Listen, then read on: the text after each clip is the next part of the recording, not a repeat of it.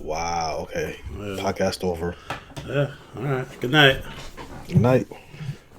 Alrighty. You a-hole. Yeah. Try me. I'll go right to bed. I know you would. Exactly.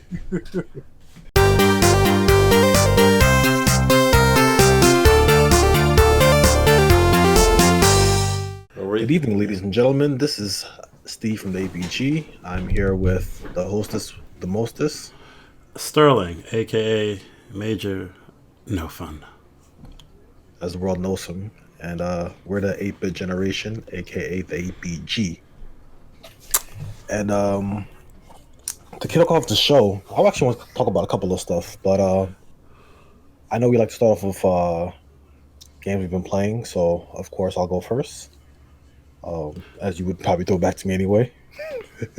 Yep. Let me see. I actually played a couple of games this weekend. First off, I went back to play El Shaddai for Xbox 360 over the weekend. Because I was like, you know what, Easter's coming up, and what's a good game to play on Easter? Oh, El Shaddai. Even though they're, it's, I guess, vastly different because one is about like Old Testament, Easter, New Testament, whatever. It was just something that I decided to play, and it's actually pretty fun. Like, it's I like to call it like a Devil May Cry light almost. It's like a simplified version. I haven't played all of it. I played maybe a good hour and a half, but it plays pretty well. It has good controls. Graphics are pretty good. I think it was like a $20 game or something like that back in, $20, $15 back in 2011. But it has very nice graphics. Gameplay feels very simple, but it doesn't feel shallow, which is cool.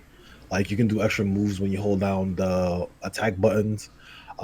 There's also other weapons you can use later on in the game, like 45 minutes with an hour into the game, you get like a new weapon that you can use from other enemies. You can steal enemies' weapons. I mean, they're pretty much the same weapons that you have or you were given, but you can take them from enemies. So that's how you kind of switch weapons. As if an enemy has a weapon that you want to get, you just attack them a little bit and take the weapon from them. But it's pretty fun so far. I'm gonna finish that. And what else did I play? Oh, I went to play Urban Rain because I'm doing that that segment until Streets of Rage 4 comes out. God, I hope it comes out so we can just end these beat 'em ups. Rumor has it it's coming out April 23rd. Someone had posted the date up, but they end up taking it down really quickly. So I believe it might be the 23rd, or it should be because it's a very long time for them not to have a release date for a Streets of Rage game. Of this month? Good. The 23rd of this month? Yeah, I believe so. Oh. And I think the price is $20. I think is it 20 or $25, which I think is a great price. Yeah, if it's $20, even my skeptical ass might buy it. Yeah, I think though I'm leaning towards 25. I believe it's 25. I don't think it's that. If it's 25, then fuck that. I'm not buying it. Sorry. That's cool. But yeah, I'm excited for it because one thing I liked about the trailers was that they introduced the retro modes where you can play as retro characters, which I think is definitely inspired by Streets of Rage Remake. They probably know that they probably have like a tall glass of water for Streets of Rage fans to kind of fill up. So a tall glass of water for Streets of Rage fans to fill up. That's the analogy we're going with. Yeah, it's a tall glass. Because a lot of fans. I got okay. All right. Wait, listen. All right, listen. So here's the thing: Streets of Rage Remake is a lot of fans love it. Like, if you go online, a lot of people, I believe, maybe hardcore fans, because maybe casual people who don't really know about it probably didn't really look for it. But a lot of fans who are hardcore, they really enjoy Streets of Rage Remake. For them, Streets of Rage Remake is like the quintessential Streets of Rage game, even though it's fan made. Yeah, it's better because it literally took the best of Streets of Rage and just made it better. It innovated, which I bet you, I'm going to call it right now, I bet you Streets of Rage Remake is probably better than Streets of Rage 4. I'm just like, I'm going to promise that I can 100% say that. I'm gonna. Yeah, There's no way it can't be. Hellraiser. I'm gonna say that right now. There's no way it can't be because like I said, I don't like. I feel that there was a lot of innovation, even with the limited kind of scope of Streets of Rage remake. I mean, they didn't. I feel like they innovated in the way it plays. Granted, I have not played 4. Right, we can't talk about it because we haven't played it. But watching 4, I'd rather watch remake. I've seen 2 stages of 4, and it doesn't look. I don't know. I'm not a fan of the art style either. I wasn't big on the art style initially. I was like when the first trailer came out and I saw like a burly Axel come out and it was like cartoony. I said this is not Streets of Rage. I imagined, but as I looked at more trailers and I try not to look too much into trailers or try to look at too much behind the scenes because I don't want it to kind of influence my mind where I'll be more passive towards the game if I were to play it. But just looking at the trailers alone, I think the graphics look kind of great. I think they're fitting because I think design wise it would be kind of hard to find a balance between realistic and like cartoony or stylized. And I believe that the choice they made to go like kind of full cell shaded, but with like a lot of shadows and everything, I think that was a great balance I don't to the know. games of the past. I And I feel. think I was gonna say. I feel like you could have kept the art style from the originals and just made it HD and like look not like just HD up res, but like you redo all the art a little bit. But they completely took it and went in a really kind of. It just doesn't look Streets of Rage to me. It just doesn't. it looks different. It but has I Streets think, of Rage characters and it says Streets of Rage, but it doesn't. Feel Streets of Rage. I'll tell you this. I have faith in the studio Lizard Cube because they did a wonderful job in some in the Monster World ports. I played that on the Switch a couple months ago. But a port is not like you make a port is one thing. You're porting over another game. The game's already been made. You're just making sure it runs well. To me, when you make your own game, or whatever, I don't know. We'll see. I mean, it's gonna do fine. All the trailers, people have positive feedback for everything, so We'll see. I just think I'm like gameplay wise. To me it looks a little stale. I think it'll win you over. I'm gonna call it now. I think it'll win you over. I don't think so. Because I'm not. First of all, I don't. I think a beat 'em up has to be special, and I don't think to me that nothing about that game to me screams special or different. So yeah, but we'll see. All right, We'll see. Yeah, yeah. And, what other games I've been playing? I said Urban White Rain. I played that. Pretty much. I don't know if you remember the game Urban Rain, but it was made by Namco. And Yeah, it uses a Tekken engine. It plays like Tekken, but 3D. It's what's funny about that game was when I was playing it, it felt so 2000s. It would make Fast and the Furious blush. Like it was like so like it's like really entrenched in it so hard in terms of the style and everything. Where they have like the black dudes come out and be like, "Yo, son, yo, this and that," and they're wearing like these large jerseys and baggy pants. The product of its time. It's definitely product of its time, but it's like it's almost funny in a way how it's like kind of like it's like retro now. It's like when we were growing up, the 80s to what the 80s was to us, and now the 2000s are to a new generation. So it's just kind of like funny to see that style, and I don't know, it was just funny to me. But the game is all right. It's like I don't know how to as beat 'em up. It's not like the typical walk and beat 'em up where you go to different stages. Basically, it's broken up into almost like different rooms in a way. Like pretty much like you select the place you want to go on the map, and then you're in a room and you have to fight a certain amount of enemies. And then after you be done, you clear the stage, and then you move on to the next area. Not literally move on, but you literally select the next area on the map. I don't know what I would compare it to, but it's all right. And today, the next game I played was Rivals of Ether for Xbox 360, and it's a platform fighter. And for those who don't know what Platform Fighter is, it's a game kind of like Smash Brothers. What Smash Brothers kind of popularized. So a couple of games out there like that now. But Rivals of Ether is pretty good. I like it. It feels very tight. Not granted, I haven't played a lot of platform fighters. Out of all the platform fighters that I have, Nor played, are you very good at. I mean, go ahead. I'm sorry. shut up. All the platform fighters I have played, um, I would say Beautiful Joe was the worst I've played so far. Um, and but I think Rivals of Ether is pretty good. I think I can't complain. I know a lot of people like to compare it to Melee. When I played Melee, I wasn't really studying the game like that, so I can't really say how it compares in terms of the gameplay. But I'd say if you're looking for something after Smash Brothers, I think Rivals Ether is pretty good. The only thing that kind of gets me when I've been playing is that I keep forgetting you can't grab that ledge because I'm so used to doing that in Melee and the other game I played, Brawl Out. So that's the only thing. But that's a pretty fun game. So I would say pick it up. Now it's like $15 on the Xbox store, also for Windows as well.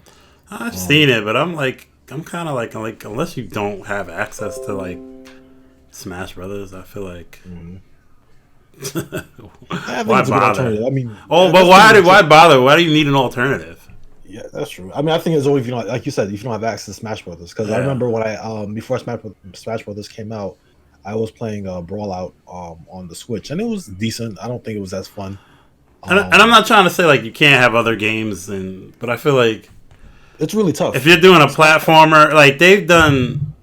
Now, if you want to get into the nitty gritty about how serious your Smash Brothers are, or like Melee or whatever Ultimate, some people have their preferences, but I feel like I don't know. It's either trying to be like Smash Brothers was, or is maybe it hits some sweet spot for some people, but I just feel like there's so much you can do with Smash Ultimate these days. Like it's like there's too much. You have every character or stage. It's so hard to like make a competing product. And I'm not saying this came out obviously before, but I'm like, if there's like one game that just dominates that kind of, it's like Mario Kart. Well, not even necessarily Mario Kart because there's actually Mario a lot Kart of has some good competitors. Like yeah. Mario Kart, you can say they have like Crash Team Racing. That they have Diddy Kong Racing. There's a couple of games that Diddy Kong can Racing. rival What? yeah, at the time, Diddy Kong Racing was better to me than Mario Kart 64. I'm talking about now though. I mean, I was giving an example. Like sometimes there's competing games that can rival it. I mean, but we're gonna talk about all time. You can go back and say like, earlier Smash Brothers days. There was a lot of other kind of fun, like Power Stone 2 and stuff like that. To me, those, but if it's a little bit different than Smash, but it's different. But I remember playing. We played so much Power Stone 2 because it was 4-player. It was a 4-player fighting game, which was at the time, it was before Smash, but I don't know. We played. I think it was around the same time, wasn't it? I think it might have been around the same time. I think Smash came out first, and then Power Stone came out. Dreamcast 99, right? 99. Power Stone was a launch title. Oh, was it? Okay. So, Power Stone 1. but, no, but you know what? Smash Brothers came out May or June. Let's just look. In America, let me just look it up. Yeah, let's look it up. I remember being 7th grade, and I remember it coming out like around the time I was end of the school year. So I think it came out maybe May or April, May. Okay, well, Power Stone 2 came out April 2000. Yeah, and what year Power Stone came out? No, that's the original? Yeah. It came out in 99, had to. Okay. I mean, whenever Dreamcast, February 13th, 1999. Oh, it was a debut title. It was a debut title. It was like one of them launch. I don't know about launch window. Yeah, it was early. And Smash came out in 2001. So, I mean 99. You mean what? Smash Brothers? Smash Brothers? Yeah, the original Smash Brothers. Oh, I was comparing it to Melee. Oh, Melee. Okay. But yeah, no, you're right. You're right. You want to go that way? Whatever. Also, Mario Kart competition is Sonic whatever racing is actually really good. But yeah, that game it's pretty good too. I think it's really good. I think Mario Kart 8 really kind of was like top of the line Mario Kart because it was.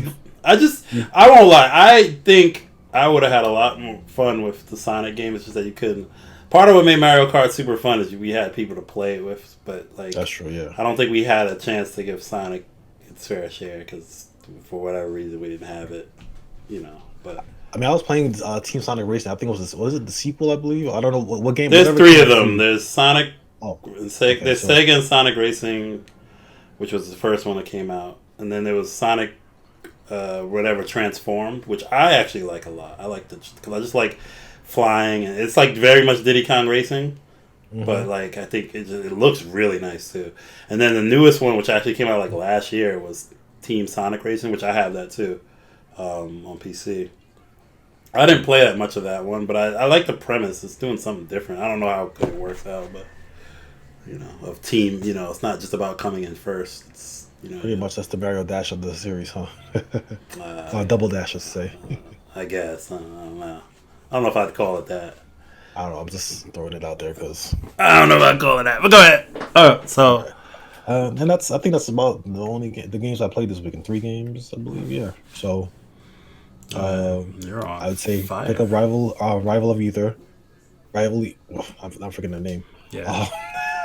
Yeah, go out and buy this memorable game he's talking about. Go out and get it. Rivals of Ether, Al Shaddai, and Urban Rain. So, okay, cool. Well, actually, Urban Rain, I don't know if I recommend that. I think you find it very cheap, but I wouldn't go out to look for it. But if you're looking for a laugh, I think it's a good game to kind of play. A laugh?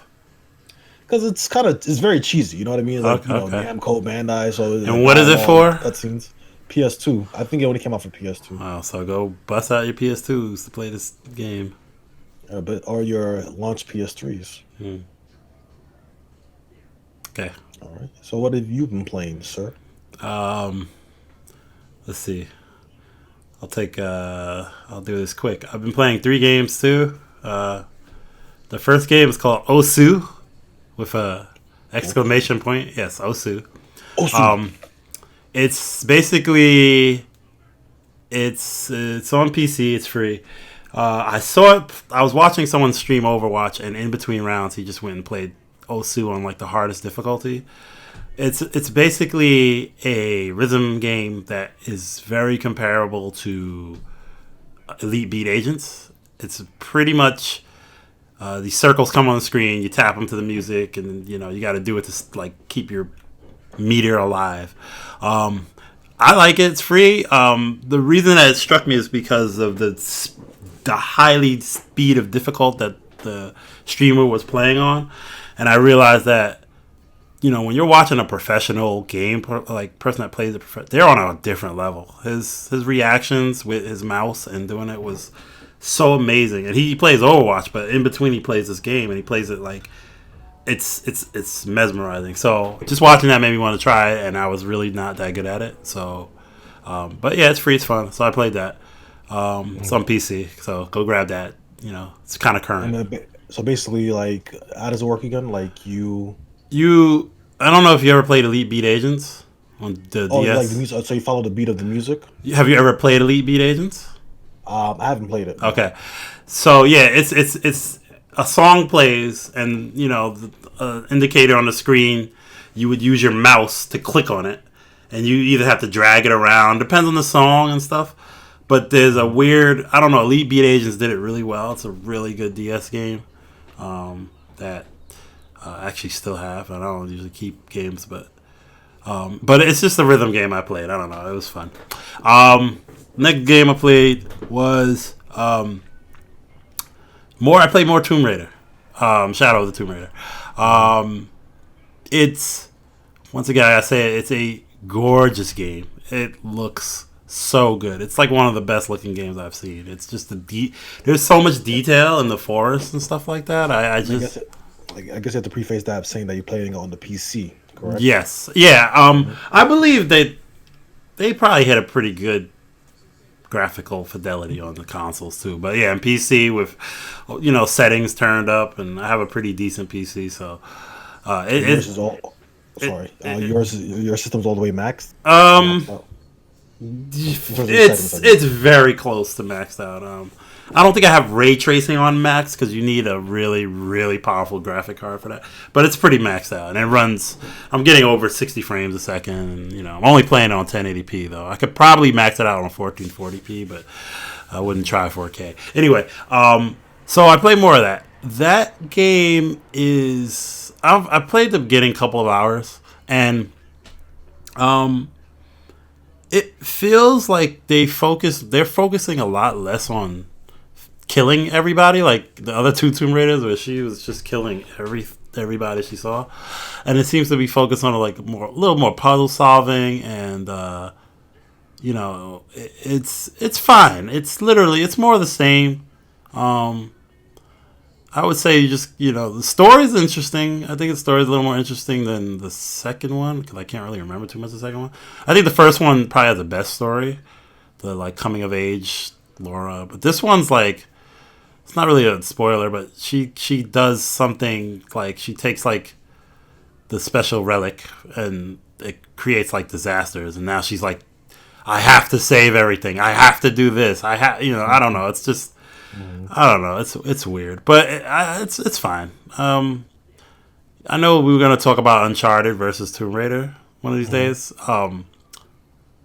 This game I wouldn't.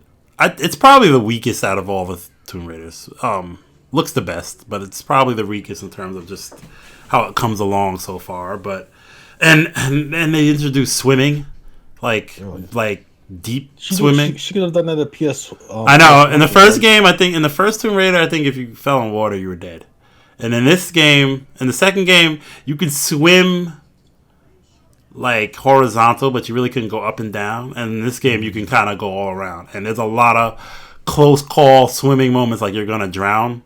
And I hate that. I hate that in games. I hate swimming in games. I don't need it. But anyway, so I played that, and the last game I played. Wait, but before you move on to the last game, let me ask you one question. I know this is probably better to save this for the go ahead. Try the comparisons, but I want to know in your opinion, since you said that the Shadow of the Tomb Raider has less action or shooting elements compared to so the far. Last two. So far, how does that make you feel about it so far? Because do you feel like these games work better as exploration games, or do you feel like the shooting is solid? Because I say this because one of my chief complaints about the earlier Uncharted games was that I felt like it had too much shooting and not enough. It had enough exploration, but I thought the shooting segments were kind of excessive at some point, and I really wanted to do more exploration. So I want to know your opinion with this series in terms of. I think the first game is all about. It's a lot of action, with a little bit of. There's really no tombs to raid in the first Tomb Raider, but they, someone heard that complaint, and so they made the second Tomb Raider there was tombs. There's a lot of optional tombs just lying around in the land. It's a little open worldish. The second Tomb Raider is kind of open world, so you don't have to necessarily progress the story path. You can literally get lost, hunt animals, do all this stuff. I feel like in the third one, it's probably more of that than there is fighting. I think the second one probably had a better balance of fighting dudes, because fighting dudes is fun to me. That Tomb Raider game got the combat is fun. Combat is fun. It's been fun in all three games. And I normally, the only reason I even played the first one was because I had it for $5. And then it really caught me. It really just caught me of how fun it was, So, and then comparing it to Uncharted, Uncharted 2, I'm not talking too much about it, but I think Uncharted 2 is better than all of these games, maybe. I didn't play Uncharted 4, but I think... I have to wait till that. I think Uncharted... from what I hear, I hear most people still say 2 is the best. But I feel like these Lara Croft games are better than most of the Uncharted games, except for Uncharted 2. So I would put all three of them ahead of Uncharted 1. Maybe 3 ties with one of them.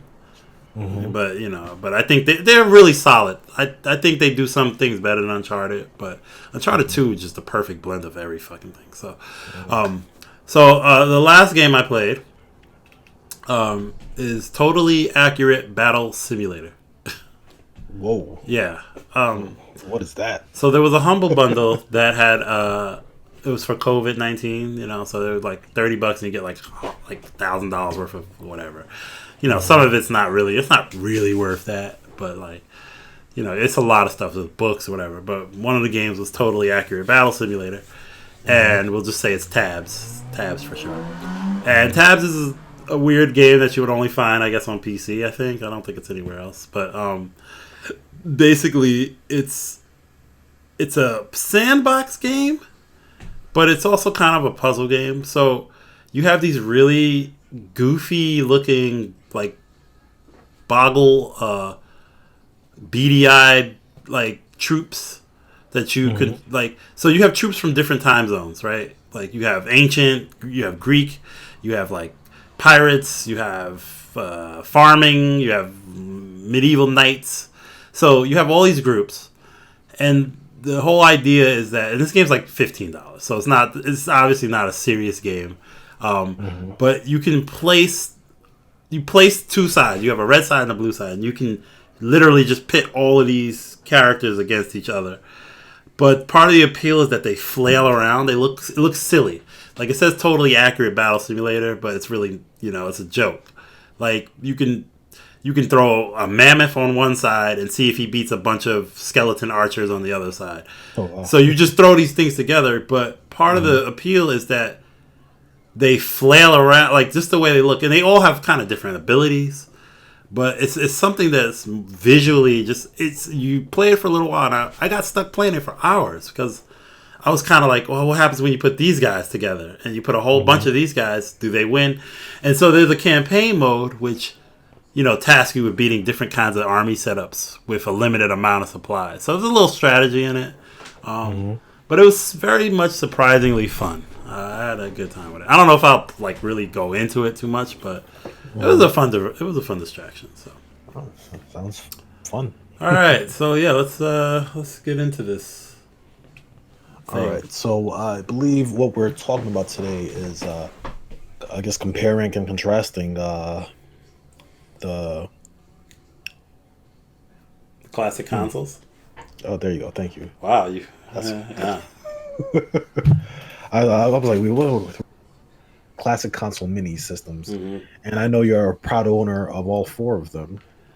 So somewhat. I don't have. I don't have the Super Nintendo one actually.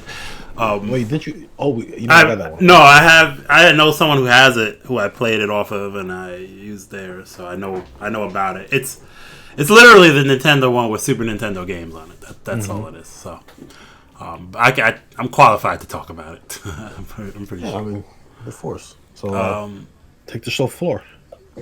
So, let's. How do we start this?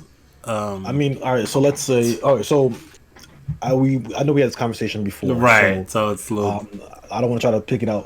Try to recreate it piece by piece. But the kind of angle I was kind of going with last week or whenever we did it was, do you think it's worth getting these console minis or classic consoles? Okay. As, put it. Are they worth compared to getting compilations? Because, for example, the Sega Genesis Mini, while it comes with like a authentic Sega Genesis controller and everything, all right.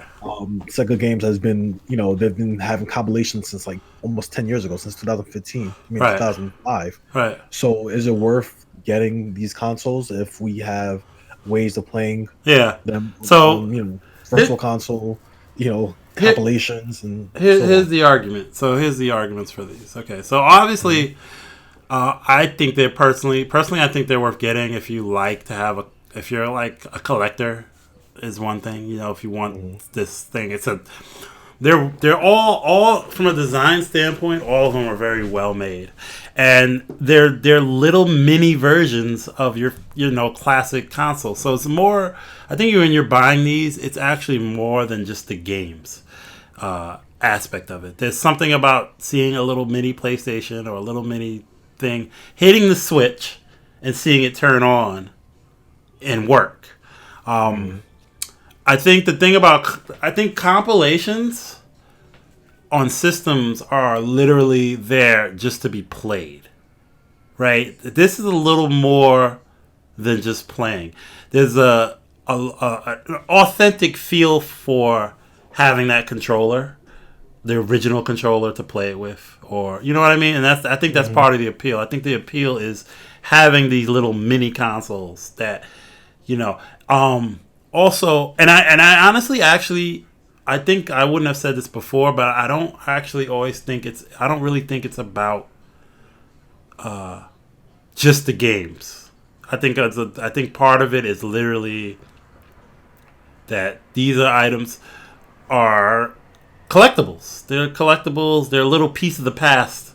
You know, I think the biggest thing that connects us with these are the controllers. I think the controllers. I think that's the biggest aspect of them. Like seeing that original Nintendo controller with its 2 buttons and playing a game using that. You know, and I know they have a lot of controller companies that make those. Yeah, for like the Switch, what do you call it? They have a new Bluetooth remote for the Switch. I think they have a SNES and NES controller. Right. Switch.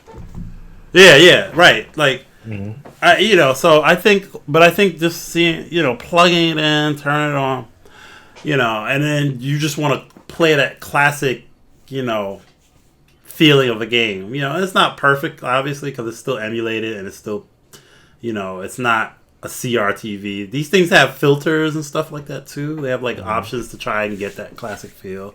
They're not made for HD TVs, the old games, so you would have to stretch the images of all the games, and it looks weird. So I wouldn't recommend it. I would just say play with the borders or whatever.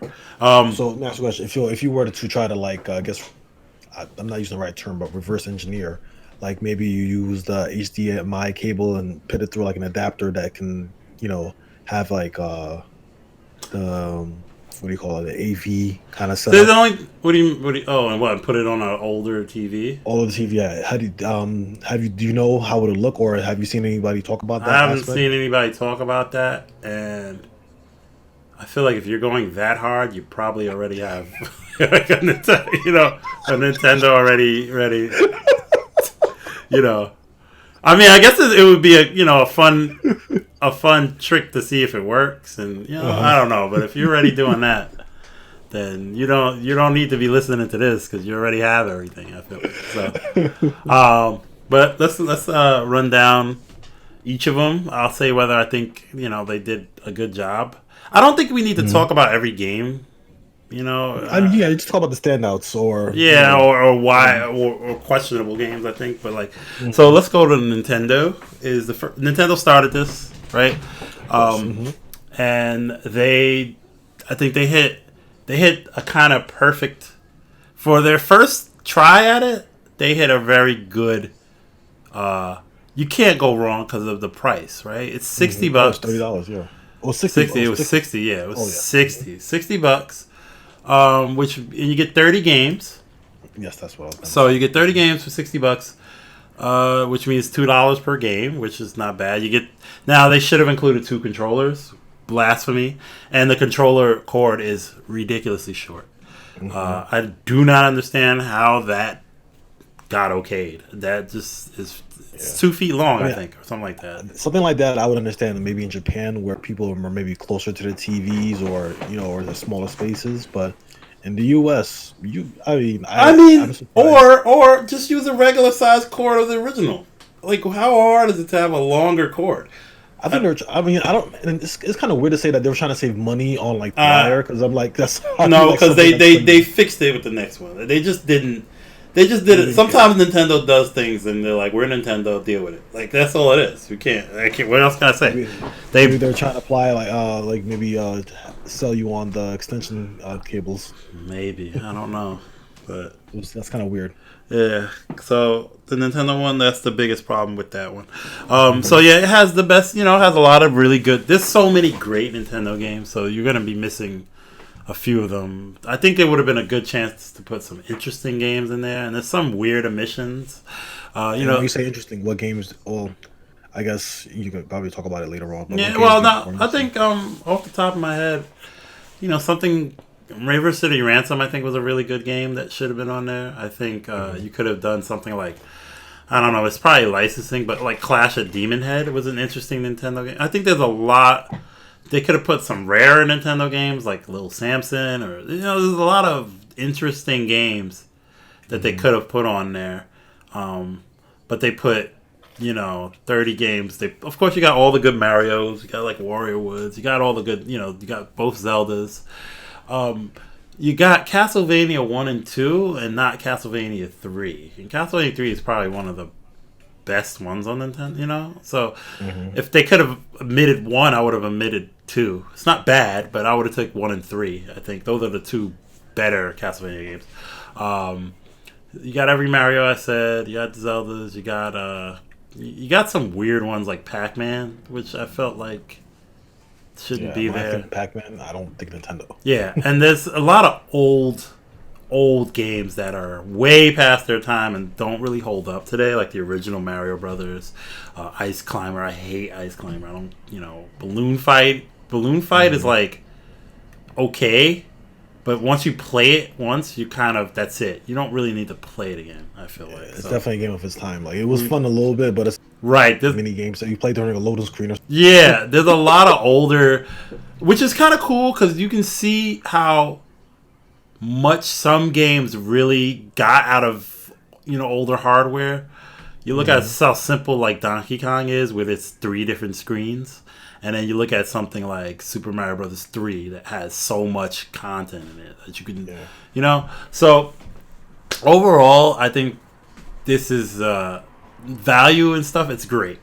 I personally, I don't condone hacking and putting ROMs on it, but if you want to do that, it's very easy to do, and you can just slip, almost every. Since the Nintendo games are so small, you can slip just about every game on there you want. So, and the way they've emulated it is, it looks like it's original. Like it looks like the game was on the thing already. Like the way they do it, it doesn't look weird or like, it looks like, oh wow, you put a new game on it, like, which is almost. I feel like there was a missed opportunity to maybe make the thing connect to the internet or figure out some way that you can buy games and put them on there. I think that would have been a great idea. Was there ever a rumor like that? I think they did rumor or said that was maybe there was going to be a reset that maybe had online, but but for what it is, it's great. If you see it for 60, get it. If you see it for 80 and you really want that nostalgia, get it. But I wouldn't pay 100 for it. Personally, especially if you just want to play the games and you have a Switch, I would say just stick to the NES selection over there. Also, so the next one that came out was before we go to the next one, let me ask you a question. Yeah. Has there ever been a compilation of like Nintendo games? Yeah, there's been a couple. Like how similar like how Sega had for like the PS3, one of my favorite. There hasn't been a gigantic collection like that, but there's been a couple. Like on Game Boy, there was. Remember on Game Boy Advance, they were re-releasing Nintendo games for a little bit, like the classic series. And it had a weird numbering system. Yeah, it wasn't quite. What was I gonna say? It wasn't quite a compilation, but then they did have 4-in-1 for like Game Boy Advance or DS. There was a couple, but there was nothing quite like what Sega did, because Nintendo knows they kind of didn't need to do that. So. Yeah, Nintendo was very stingy with their IPs. Yeah, they know that they can charge money and get away. They'll sell you. Gotta respect it. I mean, those Game Boy Advance classics were $20 for a Nintendo, like $20 for the original Super Mario Brothers. You gotta be out of your mind. So, so that was that. So Super Nintendo. So Nintendo said, "Wow, this sold like crazy. Let's do it again." So they made a Super Nintendo Classic. It was $20 more. It was also 10 games less. I think it should have had 30 games too. Because to me, there's really no reason they couldn't put 30 games on. It's not a space thing. They just decided not to.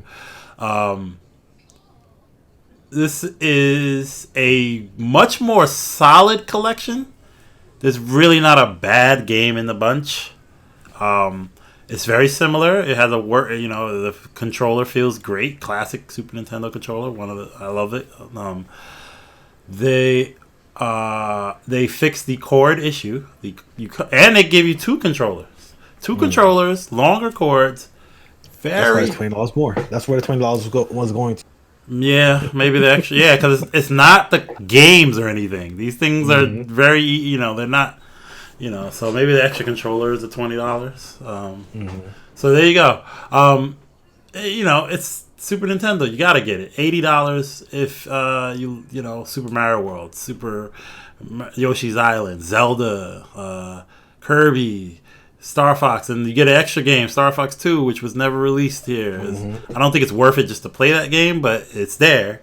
It's one of those biggest, not say biggest, but for Star Fox fans, it's one of those things that they're always wondering about. They would ever release it because it was completed. Yeah. But, since the 64 is coming out, they're like, you know what? Fuck it. Let's put this away. You got Castlevania 4, which is one of the best Castlevanias ever made. Ghosts and or Super Ghouls and Ghosts, or whatever you want to call it. You got Final Fantasy 6. There's no Chrono Trigger, which is probably I think I saw that separately. What, like on Chrono Trigger, that even for like the DS game, I was looking for the DS remake, and I had it years ago, and that's still going for a pretty penny. Yeah, I had it. I don't know what I did with it, but there's so many. But you can now they got it. They did. It's on Steam. It's on your phone now, Chrono Trigger. So this is true, and they fixed those versions. I know they were kind of bad when they first came out, but they're much better now. So yeah, it's very similar to Nintendo. I think the game selection, while smaller, is definitely better curated. It's just there's really because of the advancement from the 8-bit generation to the 16-bit generation, where games had a little more depth to them, or do you think they just chose better games? They just chose better games because I think they put some classics, whatever games they considered classic for the Nintendo was I feel like somewhat you're obligated to put. I like Donkey Kong, the original Donkey Kong. You have to put. A lot of their earlier catalog games. And I just think the earlier catalog of the Super Nintendo was a lot better. There's no Pilot Wings, though, which I feel like is a weird omission. But was it really that popular, though? I don't know if it was popular, but I feel like that was, their Mode 7. It was their Mode 7 show-off game. I feel like that's a Nintendo classic. If you're a Nintendo person, of Mega Man X. There was Mega Man. They got that on there. So great. I mean, these to me. And like I said, there's if you just want to play the games, you don't care about that, then we got to switch. Just use the Super Nintendo service there and just play them there. Most of the games are still the same games are there. Well, let me ask you a question. What games do you think they probably should have omitted or replaced it with, in your opinion? What, in the Super Nintendo one? Yeah. Which one do you think was Let me check the list real quick. Nintendo Classic Games list. I didn't even say Super Metroid. Jeez. See, that's the thing about this collection. I'd say the weakest game. Super Mario RPG. I forgot about that too. Oh boy, the weakest game in this collection. Earthbound. Oh my god. It's got some hitters, man. I would say it doesn't need Super Street Fighter 2 Turbo. I think you can get rid of. Why is that? I guess you need a fighting game, so maybe. I would have preferred. I don't know. Maybe wasn't that the better? I mean, it probably was. It was better than It probably was because they have the original Street Fighter 2, and this one's definitely 2 Turbo's better. I just feel like if you want to play Street Fighter 2 Turbo, there's a lot better other alternatives. It's a port, right? So I feel like it shouldn't have a port. That's why I don't like Pac-Man either. That's a port of, there's a better version out there. You know what I mean? So, Mm-hmm. otherwise, that I never played Kirby's Dream Course, but I hear it's good. So I can't really say. Because that's the only game I would get rid of is Super Street Fighter 2 Turbo, and maybe I'd put like Chrono Trigger there. But I can't get rid of any of these games. What fighting game would you replace it with? Like, is there like if I had to choose a Super Nintendo fighting game to replace it with, that's like I don't know. And didn't really. I'm trying to think if I really played fighting games on Super Nintendo. Ninja Turtles Tournament Fighters. I mean, sure, why not? Let me see. Turtles in Time would have been a great addition if it wasn't for licensing issues. Super Nintendo. Yeah, that would have been. Yeah. It's funny. While you look that up, I know like they had Turtles in Time was released like back when they had the 2003 Ninja Turtles cartoon. They were releasing games around the early 2000s. Mm-hmm. The Turtles in Time game came as an unlockable in one of those TMNT games, but they end up not having the original music, which was kind of sad. Yeah, I'm looking at maybe Killer Instinct, right? Maybe. So, Super Nintendo, definitely, yeah. But yeah, Rare. That's the thing. Now it belongs to Rare, and now it's one of their leading fighting games on the Xbox. So, Killer Instinct was definitely. So that's probably why they couldn't. Yeah, I love that game. Even though I'm sure if they wanted to, they could figure it out. Yeah, I'm sure they have the power to. They just don't want to. Yeah, Nintendo can have that sway. If they want to get something, they can say, "Hey, we want this, please." Wasn't there something recently? I mean, of course, they had Banjo on Smash. Banjo's in Smash. So, like, obviously, there's something that could probably be done. Yeah, with like the music and everything, there's probably a lot more. Rare would be like it's up to Nintendo to ask. I think Rare would be willing. Yeah, and I think Microsoft would not care so much because Microsoft is in such a. It's not like they're in. They're not. They're also like in a place where they can't be the bad guy.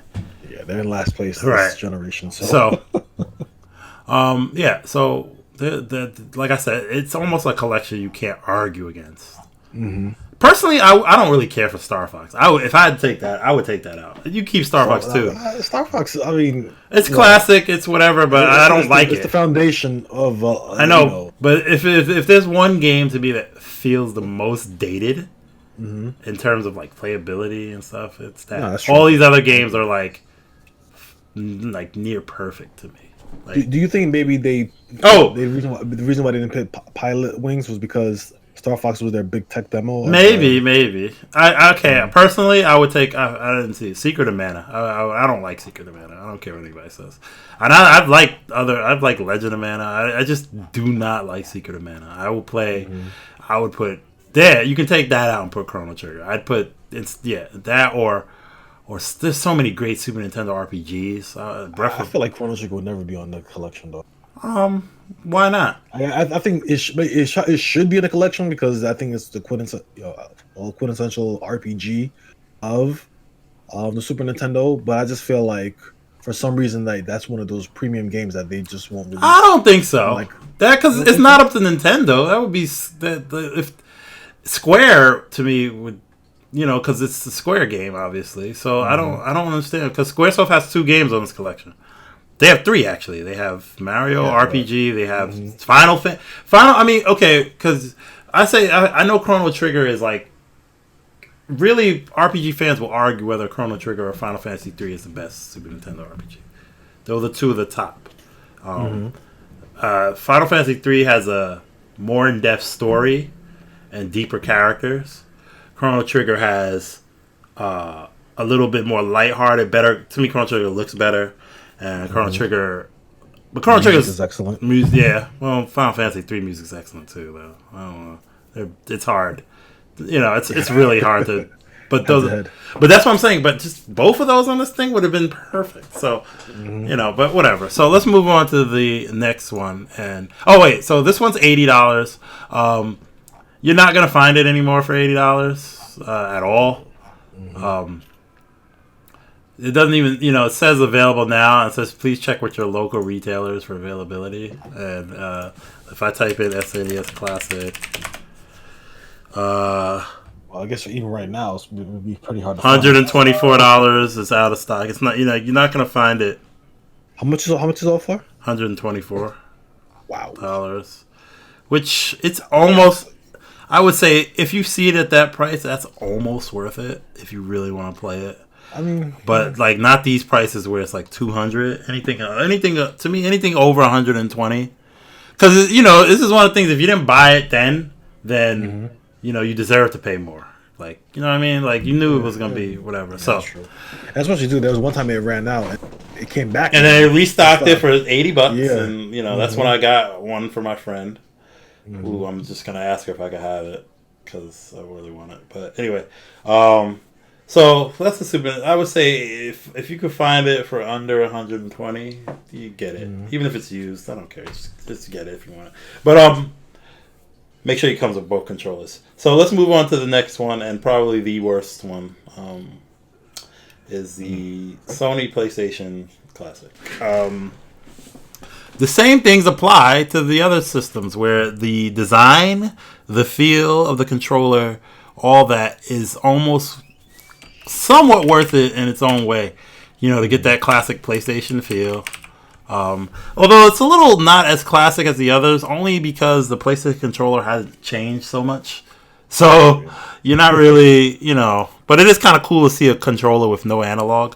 That's kind of cool, except that it's actually not kind of cool because that means they could have included a couple of games they should have included on this, which is this is the biggest problem with this one. So, two problems is the game lineup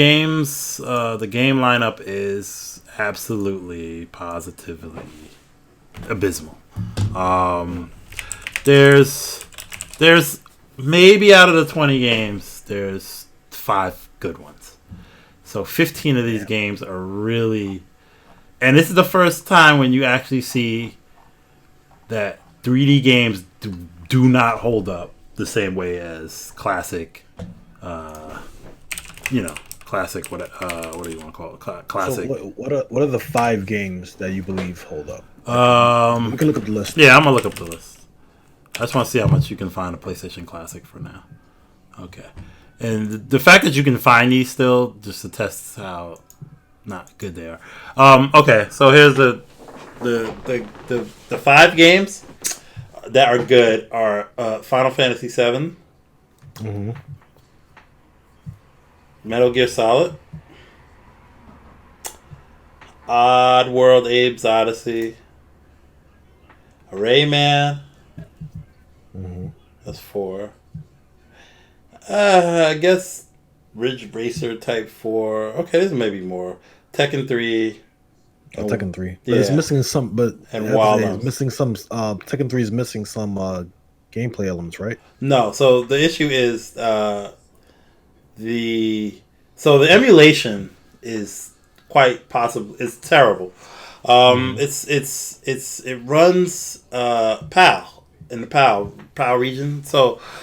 What that means is that PAL TVs run at a slower frame rate or whatever, so they go at 50 hertz or something, or 59 or something like that. So it makes all these games run actually, they're the European versions, and they actually run slower. So you can feel it when playing Tekken, that it's not as snappy or responsive as it was. Because Tekken is one of the few games that ran at 60 frames. It doesn't do, so it's actually... is it deal breaking? Kind of. It's not it. And the sad thing is that literally it's a switch in the emulation menu that can change it to the American version. So you can only access it if you have a specific keyboard and you hook it up to your PlayStation Classic and you hit escape, which kind of hacks into the emulator, and then you can change it there. So it's pretty much that you just switch, like literally you go from US. They literally it just makes it faster. It makes it. It's literally it makes it faster. It literally their TVs are different than ours for whatever reason or whatever. So the games are made differently over there, or they're just clocked to run slower or whatever. I don't know, but. It's not quite the same experience if you're gonna play. You know what I mean? And then, like I said, that's just a lazy, that's just not taking. They took a lot of care in the design of it, but in terms of actually the emulation and everything. They didn't care. They didn't care. They just stuffed. They stuffed a lot of games. Holiday season coming up. That's exactly what it was. People won't notice. We'll see PlayStation Classic like Nintendo, and they'll be. And then it launched on December 3rd when it came out, and it costed $100. That was criminal. That was the biggest thing. $100 for a lot of these games is ridiculous. And I mean, it didn't take long for the system. I got mine for like $25 to $30. I bought it just. I figured I just had to see if it was that bad, and it was. I think I played the original lineup of games one time, and I said I never wanted to hook it up again until I found out I could hack it and put other PlayStation games on it. And but really, it's really this one's stay away. I mean, unless you know what? It. When I think about it now, I believe it may be kind of Nintendo's fault because you mentioned that the SNES Classic was sold for $80, correct? Mm-hmm. Was that the price point of the SNES Classic? 80, yeah, $79.99. So with PlayStation, it kind of put them in a bind because now, since their consoles the next generation, now the perceived value would be, since your games are the next generation, why would it be less than the NES Classic? Or that's stupid. I think I see what you're saying, but I don't. That doesn't make any sense from public perception. You know what I mean? Like no, but we know, but like yeah, that. I mean, because technically, I understand the PlayStation, like all that stuff is. Like it's almost 25 years old and everything, and it should be cheap. It should be like 30. Technically, it could be like $30 to $40 at this point. That's what the price point should really be. But I think with Nintendo setting their SNES console so high, because technically that didn't need to be expensive either. But I believe, because I think literally quality games, and they also have that nostalgia factor because they've been ingrained in the culture since the 80s, and a lot of people grew up with it, but are more inclined to spend more money on it.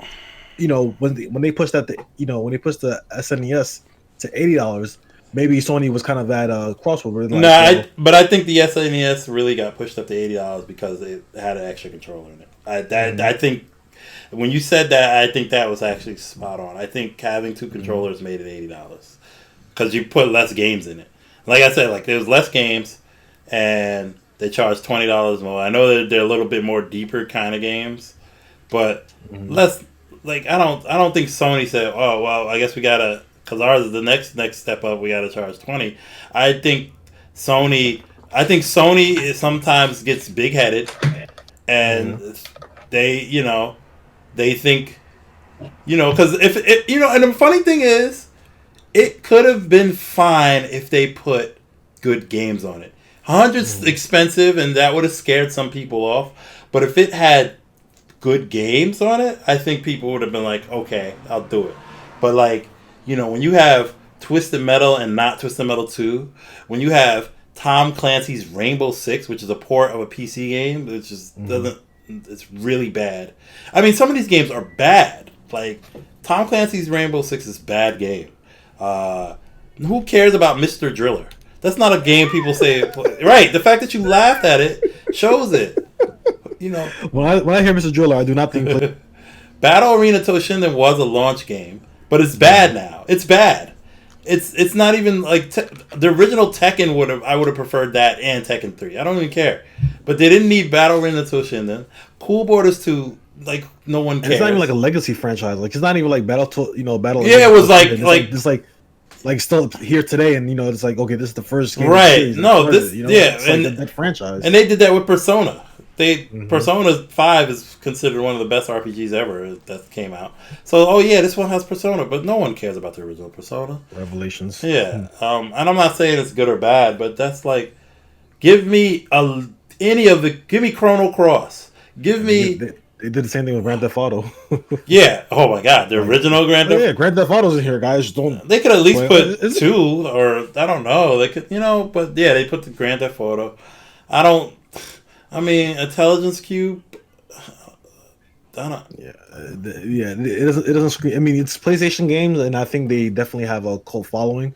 But I think for the greater public, it doesn't scream. PlayStation had so many crazy. Like, I think they should have like. I could just. Obviously I would prefer a lot of RPGs. But let me ask you a question. So if you had those games, if you can remove and if you can add your own games to the list, what games would you add to create a better value product? I'd add one of the Tomb Raiders, probably Tomb Raider 2. Mm-hmm. I would add Tomb Raider 2. I'd add Final Fantasy 9. I think is one of the I'd add Crash Bandicoot. I don't care. Or I'd add. I know there was remakes and HD versions. But I still don't like Spyro and Crash Bandicoot are two very, very PlayStation games. I'd have to think about it, but I just know like I just remember how much fun I had having a PlayStation, and I remember a lot of these games having nothing to do with it. So like, Resident Evil 2 I would have put on instead of Resident Evil 1 Director's Cut, which has really questionable music choices and some like it felt like it was unfinished in some places. I just Jumping Flash is interesting because I think that was one of the launch games that kind of could be there. I did rent that and enjoy it. That was my first taste into 3D. But there was so many other like the Street Fighter Alpha 3 they could have had. There's not a Street Fighter, there's a Puzzle Fighter 2.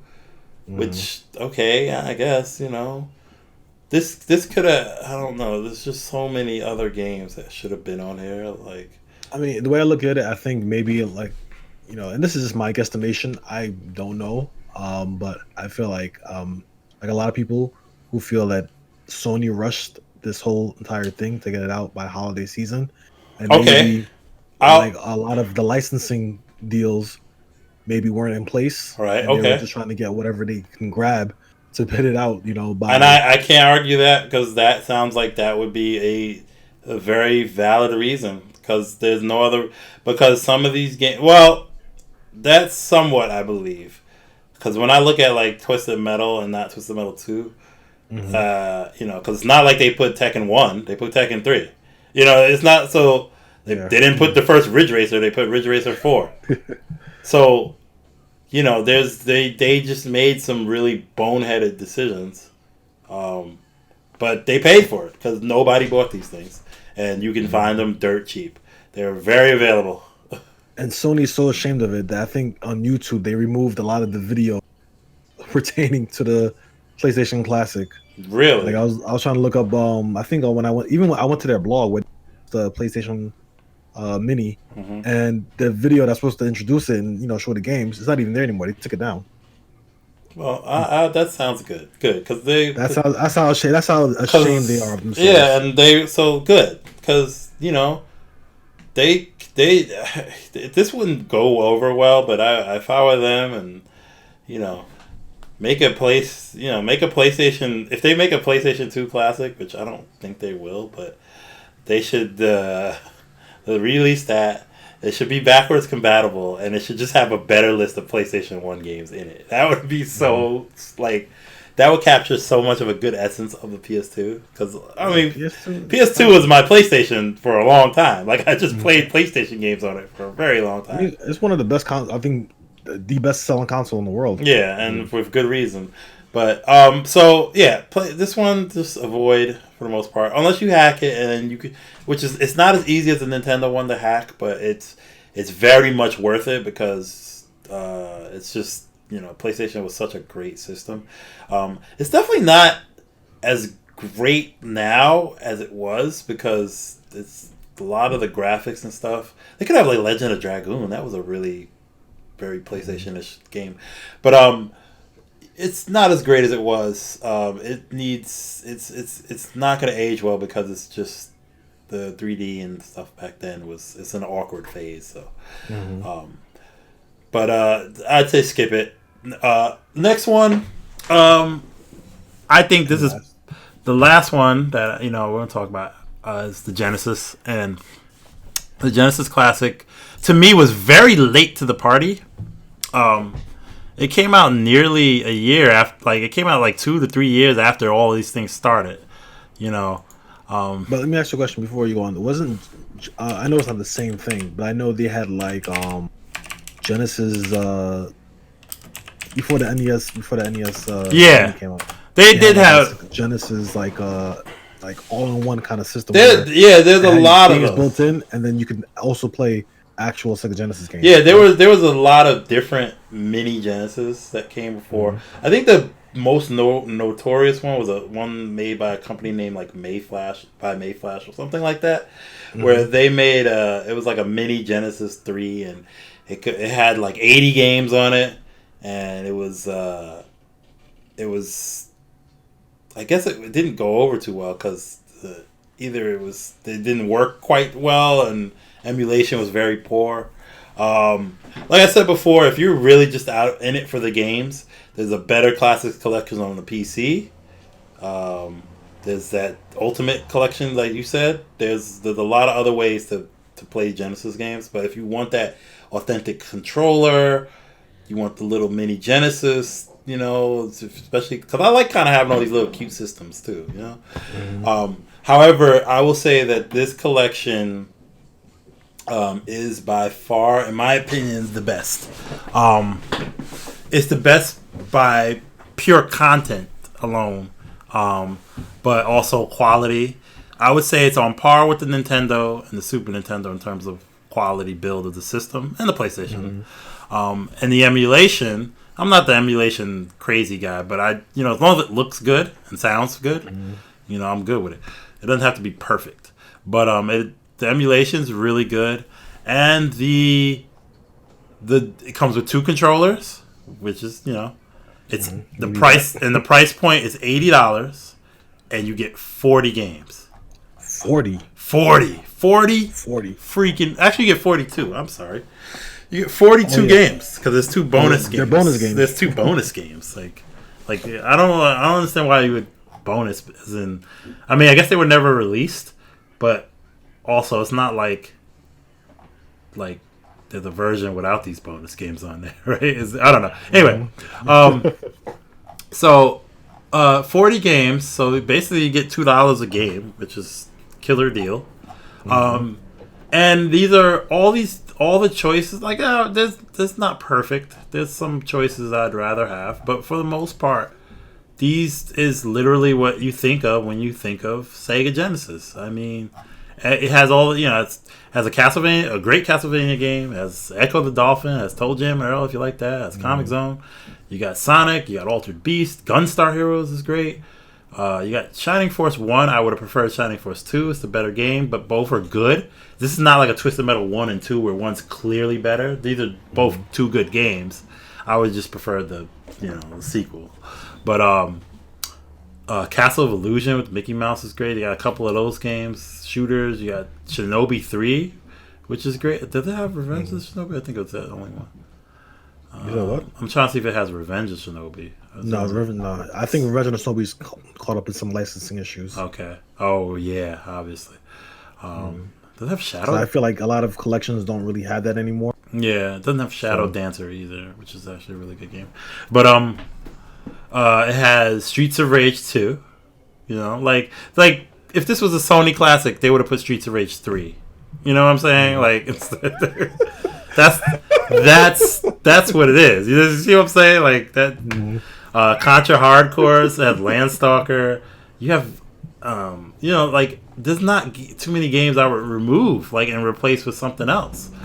In fact, I can't really think of too many Genesis games here that I would say oh my god.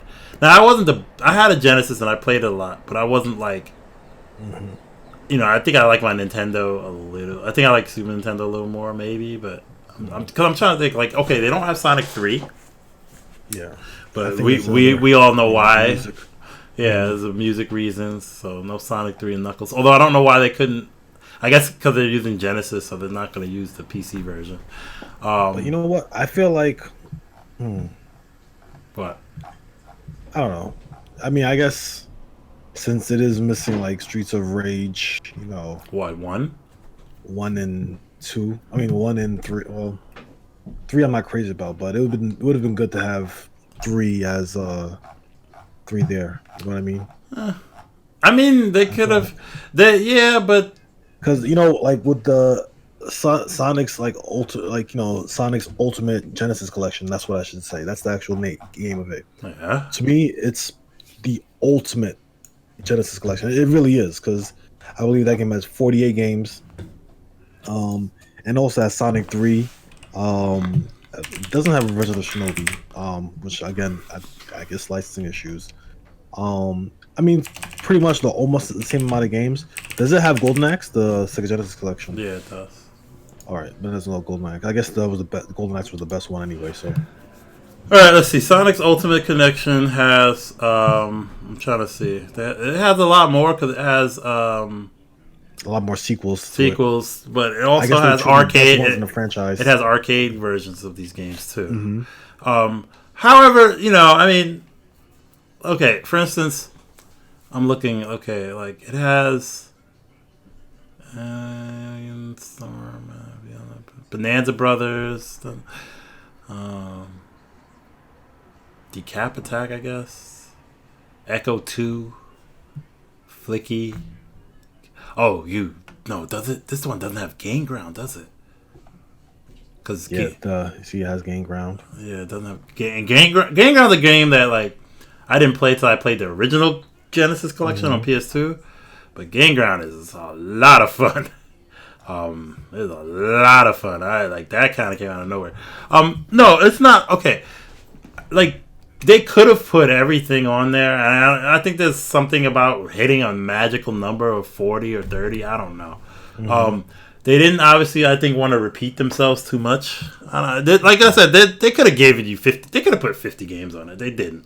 If they put 50 games, that would have been a. But I think part of it is like they also didn't want to put like games like. You can't really look at a game on here on this Genesis Collection. It's hard to find a game that kind of shouldn't be on here. Maybe Virtua Fighter 2, but there's not really a game that shouldn't be on here.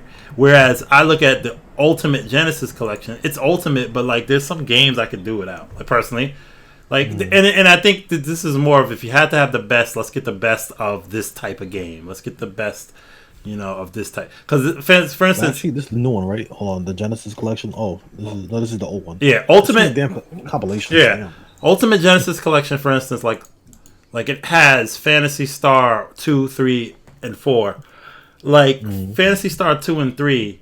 2 is good, but 2 is very unplayable today. And most people are not going to sit through it at all. It's just... so they got rid of what I would consider... Some of these games are clutter. You know what I mean? Like, some of them are just clutter. And they kind of got, I still think 40 games, they did a really good job with the selection. And that's probably why I think it's the best. It has 40 games. And it also has Mega Man and the Wily Wars, which is 3 Mega Man games. Now, they're not as good as the Nintendo ones, but... you get that. That was only a Japan-only game, I believe. It was a game that only came out on the Sega Channel. Yeah, Sega Channel Online Japan. Yeah. So that's a game you can, and then you get Tetris for whatever reason, like a literally Sega Genesis version of Tetris. Somebody now it's complete. That never came. Yeah, and then Darius, if you want to play that, I don't know, some shooting game. But I just think this one's the best value. If you had to pick one of these classic systems, you're obviously going to pick the one you probably have the most nostalgia with. But if you had all these systems and you only could pick one, I'd say the Genesis. If you're not going to hack any of them, the Genesis is the best one. If you're going to hack them, I would say the Super Nintendo is probably the best one because, Super Nintendo. So that would be like if you had to pick one out of all 4 of these. If you could put... Nintendo. No, if I had to pick one, I'd say Genesis. But if I was gonna hack them, because I don't, hack, okay. If you hack them, the Super Nintendo one, because imagine if you put 40 Super Nintendo games on it, you can't compare the two. I feel like I'm not, maybe I'm. It's true. I mean, I have, I think I like both Genesis and Super Nintendo, but I will gravitate. More towards Super Nintendo. I like RPGs too, personally, and so Super Nintendo has way more better RPGs. Sega has a couple of good ones, but Super Nintendo had, no. But Super Nintendo also has a lot of other good games that didn't make it on this list. So, But so that's how I look at all these. I think they're worth it they're worth it for an experience. Like they're not worth like I don't think So you're that's gonna. the question for someone. I don't mean to cut Oh, you, but for someone who's never experienced these games in their heyday, like maybe someone where these games were like of their past, but they want to get into it.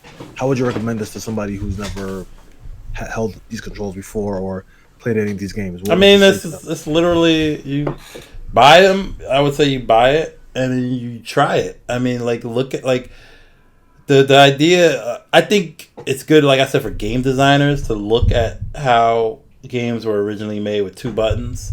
A lot of indie designers are designing older type games, and I think they should go back and look at these and look at some of the interesting ideas that were in some of these games, these older games, and look at the limitations and how did they get around it? How did they, why are these games, some of these games, why are these games considered classics? It's not just, there's a lot of thought goes into them. I mean, you had to be, you only had 2 buttons.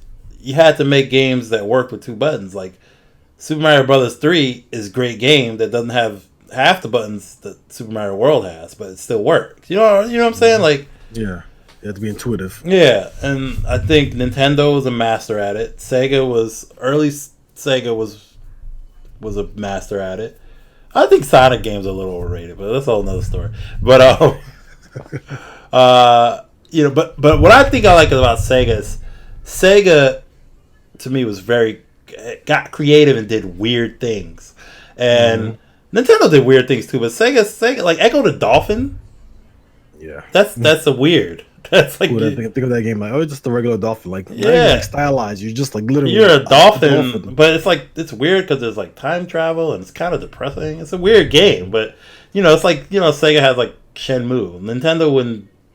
Well, I guess Animal Crossing. I don't know if this but like, but I feel like Sega had weird, different, and they were a little more mature. They always look for ways to like break the mold. Right. With all their experiments, they're like, okay, this is out in the market. What can we do to top it? So they're always looking for something to, increase graphics. I feel like Sega took risks. Something. Yeah, I feel like their games took a lot more risk. But they had quality. They just had some kind of quality. Anyway, so yeah, that's the thing. So let me ask you a question before we kind of wrap everything up. Yeah, ask what do you think would be the next possible mini collection? Because we have I guess most of the. What do I think or what do I know? Well, we know the next classic console coming out was the Turbo Graphics. Yeah. 16 that got delayed because of the coronavirus. Well, COVID-16. Yeah, 19. Wrong number. No, 19. Sorry. I know you're thinking 16 bits, but with the COVID-19 virus. Right. And I think was it? I think another one, the Neo Geo. That came out before. Yeah, that actually came out. Okay. I kind of want to get it, but I heard the emulation's very poor, and and it's not cheap. It's like it is like 80 to 100, and there's the big issue with that is there's a Japanese version that has a lot of King of the Fighters games, and the American version they have different games on both of them, which is fine because that's the same with these collections too. They have also that's the cool thing about the Genesis one is if you turn the voice and if you turn it into the Japanese language, it shows all the Japanese covers and stuff like that. Oh, really? I don't think you can do that in the other ones, so that's kind of cool. And it also changes the games. It changes the games. You play the Japanese version. Yeah, so that would change. That's a big change for Contra, because Contra in the American version of Contra you die with one hit, but in the Japanese version you actually have health. So I don't know. That is dope. Yeah, that's actually a big deal. But the question I wanted to ask you was, in your opinion, okay, I mean, aside from the console we just mentioned already out or coming out, what would you think is the next console to come out, or what? That's besides the Turbo. Yeah. What would you like to see in the future? I know you mentioned PlayStation 2 Mini. The PlayStation 2 Mini would be great if Sony could pick great games. Like, I don't want to see them launch that with like the Bouncer, Everett Grace, and the Bouncer. I don't know if you ever played Evergrace, but it was like one of From Software's. It's like From Software's like first game or something like that, like the Dark Souls people. I never played it. Yeah, so played it. It's a piece of shit. But Evergrace, yeah, like you said, the Bouncer, or Dark Cloud 1 instead of Dark Cloud 2. You know, there's some stinkers. Like, I mean, wouldn't that be a little bit tough? what happened? That they're doing, wouldn't it be a little bit tougher to sell? Because think about how much it would cost to do something like us. I mean, I think the most you would. They do so many re-releases already with like, because I think the PS2 games are starting to, we're getting to that fidelity of like modern games in a way. To look at it honestly, I don't know how much. Yeah, you have to have a CPU in these things that would be strong enough to push PS2, and I think emulation on PS2 still be a little harder to get right. So I honestly don't think we'll be seeing too much more of these.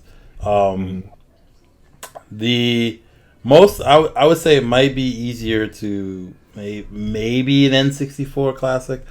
I just think that would be wild expensive in terms of. Well, it depends. You're not if they release that. I literally think that would only come with one controller, and I would kind of get that. That'd be ironic considering that that was a system that revolutionized multiplayer. Right. I feel like because I don't think it's. I remember having PCs like older PCs back in the day, and they were able to kind of emulate N64 decently without like a graphics card. So I don't think the price of that would be too much. And one of the worst things about N64 was that the cartridges were way too expensive. But I personally wouldn't like to see an N64 because I don't know if it's sacrilege, but N64 is not my most favorite console.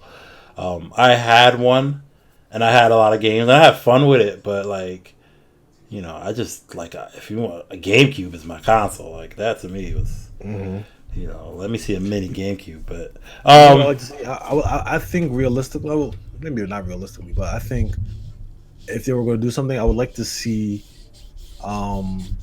Either I feel like this would probably come out first. A Sega Dreamcast collection. I feel like that has. But you said a collection on like what? Like a mini console of Dreamcast. What I'd like to see is a Saturn. I'd like to see a Sega Saturn collection mini because the one thing about I have a lot of experience with PlayStation, N64, and all this other stuff. And I know Saturn wasn't big, but that was the one console that one of my friends had it, so I played it a couple of times. But I think there's a lot of unique, different games on that system that warrant like a play. But there's really no way. And I hear it's one of the harder systems to actually emulate well. Maybe it's not so hard anymore, but there's so much on that. Like I think, Sega could knock it out of the park if they release that and throw in like, make it have one controller. Okay, that's it, and throw in like a light gun. And you can play like your Virtual Cop 2 or whatever. There were a lot of good light gun games on that or whatever. Something I don't know. I just feel like that's the most interesting console that I haven't played. I played all these other ones. And I feel like you can find a lot of them in some sort of way. Like a lot of the best games you can kind of find if you look hard enough. But Saturn is, I think that warrants a re-release of some sort. Yeah, I agree. I would like to play that. I haven't played much games from that. I played like anything exclusive. I don't think I've played anything exclusive really for it. I'm trying to think. Yeah, I don't know. But anyway. So yeah, that I would, if I had to choose one that I wanted to see, it would be a Saturn. So you choose that. Yep. All right. Well, that wraps up this episode of the 8BG. Thank you all for listening, and 8BG out. We out. We out, yeah.